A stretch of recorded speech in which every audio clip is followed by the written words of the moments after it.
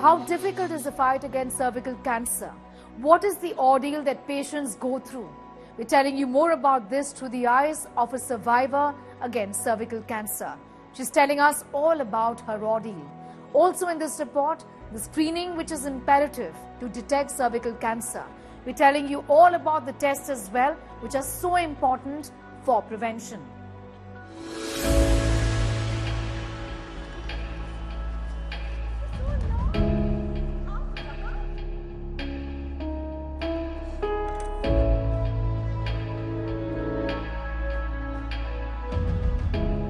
Cervical cancer is the second most common cancer in India, making up for about 18% of all cancers.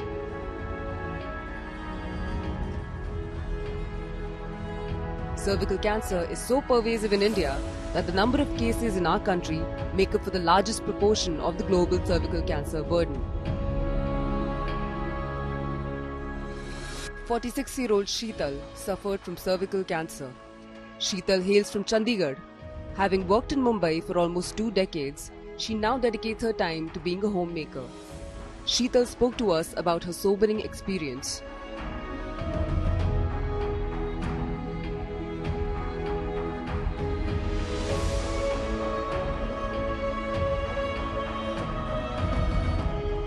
But even after finding out that she has cancer, Sheetal, though unnerved at the beginning, remained headstrong due to her family history. Sheetal's mother too had cancer. This was somewhere in mid-September last year, in 2023, that I had an episode of unexplained bleeding. The date did not coincide with my period date, so I was a little conscious. At first I was slightly in a denial mode, but then given the history of my family, since my mother is also a cancer patient, so I approached a gynecologist nearby, who then raised doubts about something being wrong. So then after that there were a lot of tests. I did my pap smear, I did my ultrasound and all, and after the biopsy it was diagnosed that I have cervical cancer. Sheetal considers herself lucky that her cancer was caught early. Actually, things didn't take much long because of my mother. Our ecosystem was already set. We knew where to go. We knew which doctor to follow. And then finally we decided that I'll have to go in for a radical hysterectomy, which means that cervix and the ovaries and the uterus, everything was removed. Because the cancer that I had, it's called the squamous cell carcinoma. It was, I was lucky enough that it got detected at a very early stage. So it was at stage 1. So immediate surgery was done. But Sheetal's story is one of resilience, where she avidly advocates early screening tests and regular checkups. My advice to young ladies out there would be that don't neglect your health. Don't neglect your health at all, We being ladies, we keep our family, our husbands, our children, but we have to take care of ourselves. So I would say be selfish and be very regular with your checkups. Be very regular, especially after your 40s.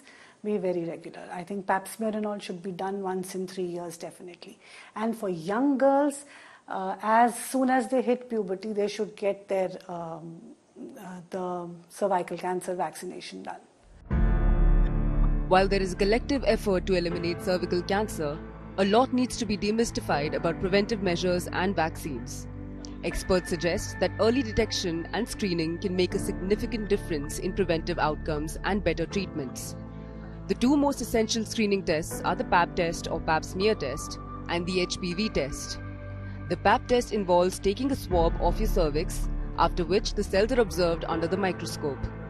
This test can detect both cancer and pre-cancer. If the test is precancerous, the cancer can be prevented. But if it is cancerous, it is curable if detected in the first or second stage. This is why early detection and testing is key. Routine screening, ideally every 3 years in women aged between 21 and 65 years, can help prevent cervical cancer. The other essential test is the HPV test. It's a DNA test that detects human papilloma virus or HPV. The test is conducted between the ages of 30 to 65 years every 5 years, in combination with a Pap test.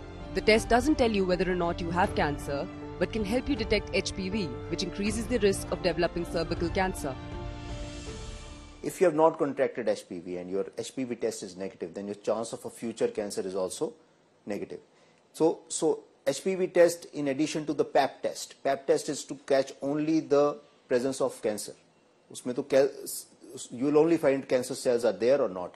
But HPV test will also tell you about your risk of having a cervical cancer in the future. So the ideal time to start is once the female is sexually mature, right? If you go by the strict guidelines, it is 31 years from the start of 31 years.